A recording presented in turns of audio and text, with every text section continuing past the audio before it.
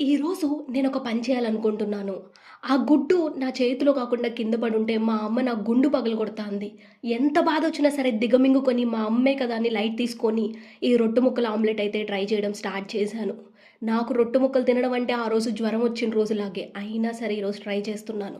తర్వాత ఏమైందనుకుంటున్నారు మీరు? ఈ వీడియో ఎండ్ వరకు చూడండి. నేనైతే గుడ్లన్నీ పగలగొట్టుకొని ఉప్పు, కారం వేసి బాగా కలిపేశాను. ఇప్పుడొచ్చింది అసలు సమస్య. మా అమ్మేమో ఆమ్లెట్‌లా వేసి దాని మీద బ్రెడ్ పెడదామని. నేనేమో ఇలా డిప్ చేద్దామని. మా ఇద్దరిలో ఎవరు గెలిచుంటారు?